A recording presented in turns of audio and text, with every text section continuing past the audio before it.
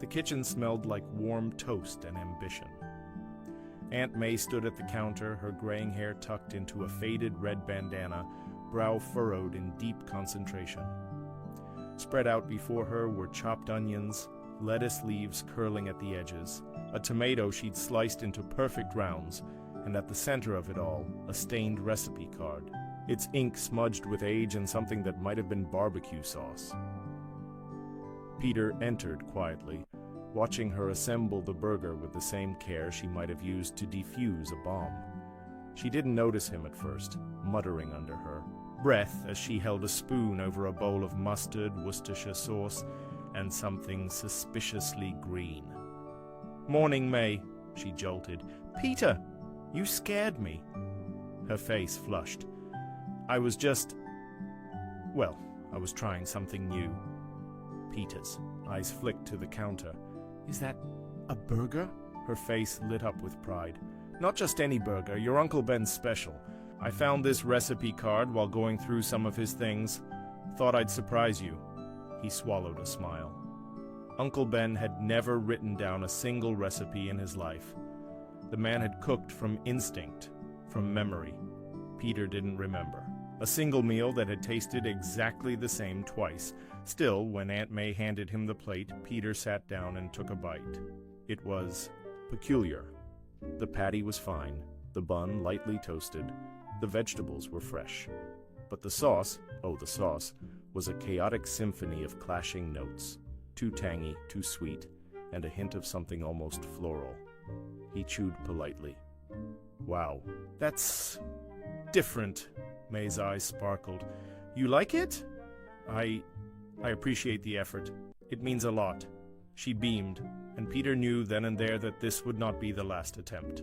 It wasn't.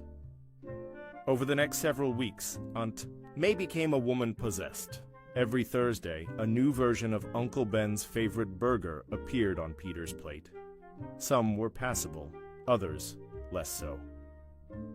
One was so spicy it made Peter tear up, not entirely from the heat. He started keeping a notebook. Burger number 3 had hints of soy sauce and honey.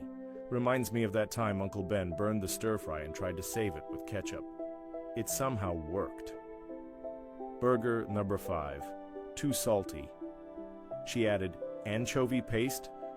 Strange, but we did go fishing that summer. Maybe it's connected?"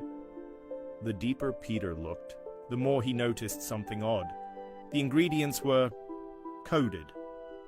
They didn't make sense in a culinary context, but they did make sense emotionally. He pulled out the old recipe card one evening, careful not to tear its fragile surface. Scribbled in the corner, in Uncle Ben's tight left-leaning handwriting, was a note. "Mood sauce. Depends how the day's been." Peter blinked. A memory hit him like a sudden gust of wind. Uncle Ben in the kitchen, humming softly, mixing mayo. And sriracha on a day he'd lost his job. Gotta keep things spicy even when life isn't. Another time, relish and Dijon after a quiet Sunday reading the paper. Ben had never called it a recipe. It was a ritual, a reflection. That night, Peter helped with the dishes. "May," he said carefully, "where did you find the card?" In an old shoebox under Ben's flannel shirts. Smelled like cedar and charcoal. Peter smiled. "That tracks." I never realized how much he put into these little things. "Cooking, I mean." She hesitated. "Do you think I'm crazy for trying to recreate it?" "No. I think you're brilliant for remembering it." They sat on the couch afterward, thumbing through old photo albums, telling stories between mouthfuls of popcorn. Aunt May told him about their first date, hot dogs at Coney Island.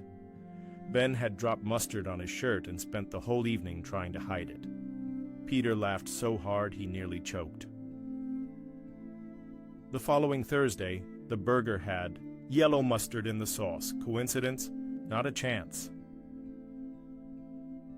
Burger number 7. Tastes like a boardwalk afternoon. Slightly sandy, a bit too much tang, but heartfelt. Peter began his own investigation. He combed through drawers, flipped through Ben's old notebooks, even scoured social media posts from years ago. Every meal had its echo. The pickles she used in burger number 9 were the same brand Ben used to buy when they'd gone on a road trip to Vermont. Aunt May, too, had noticed the pattern. "I think I'm not cooking," she said one evening. "I think I'm remembering," Peter nodded, "and feeding me nostalgia." She chuckled. "Does that mean you'll keep eating them?" Absolutely. They started making the burgers together. Slowly, tentatively at first, Peter added the cheese while May flipped the patties. They debated toasted buns versus steamed, argued about lettuce types, and laughed until their sides hurt when burger number 11 somehow ended up tasting like peanut butter. "Was that my fault?" Peter asked. "I think it was Ben's," May said, holding up a jar of crunchy Skippy. "He used to sneak this into everything when I wasn't looking."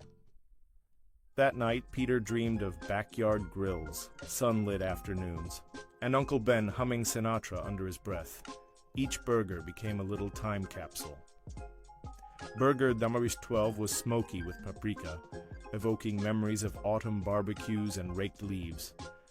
Burger number 13 was earthy, hinting at thyme and rosemary, just like the day Ben had tried to plant an herb garden and ended up covered in dirt.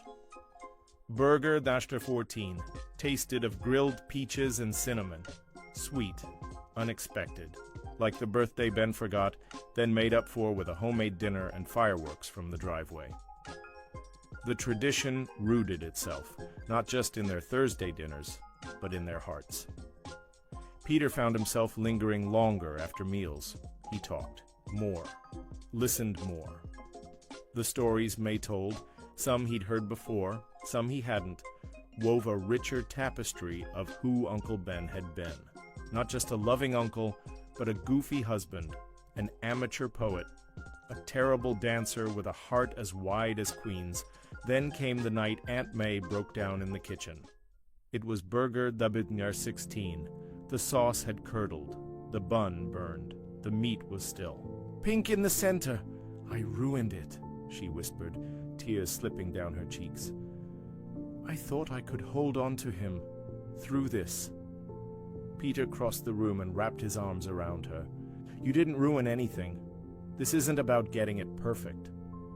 She sobbed quietly into his shirt. "I just miss him." "Me too." They sat on the linoleum floor, the smell of burnt bread filling the air, and talked. About grief, about time, about how sometimes all you can do is keep flipping the burgers, even when the recipe doesn't make sense. After that night, something shifted. They no longer treated the burgers as puzzles to solve, but as gifts to enjoy. They started inviting friends. Ned came over, MJ brought salad, even Happy dropped by once and declared burger number 18 a bold risk with confusing undertones, which Peter translated as, "It was weird, but it made me think." By summer, Thursday burger night had become legend. Peter put together a little booklet, Ben's Mood Burgers, a cookbook of memory, filled with their notes, drawings, and sauce experiments. On the cover was a sketch MJ had made, a smiling Uncle Ben in an apron that read, "It's all in the sauce." Aunt May framed it. That fall, as the leaves browned and the air grew crisp, they made burger number 24.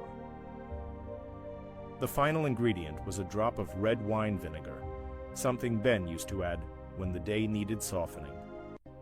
They ate it slowly, without talking, savoring every bite. When they finished, Aunt May looked at Peter, her eyes misty but bright. "I think he'd be proud." Peter nodded.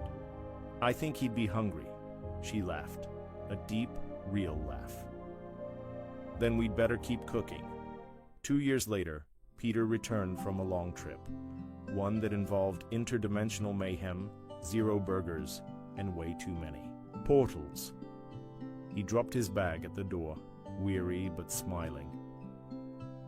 The kitchen lights were on. The scent of something warm and familiar filled the house. Aunt May stood at the stove, flipping patties with practiced ease. She glanced over her shoulder and grinned. "Hope you're hungry?" Peter dropped into a chair, breathing in the memory. Always.